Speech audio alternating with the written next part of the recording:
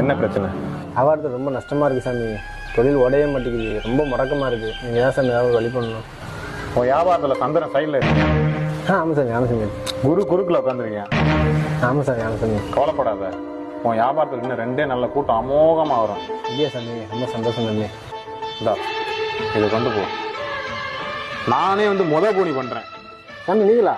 என்ன நானா? இவ்வளவு உனக்கு ரெடி பண்ணி கொடுக்குறேன். நான் முத பண்ணி பண்ணக்கூடாதா?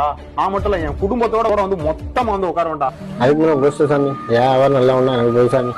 போயிட்டு வா தம்பி.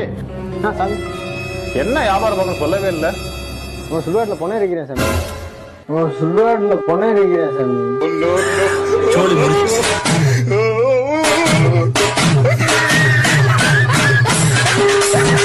குடும்பத்தோட வருவான், வச்சு எரிச்சு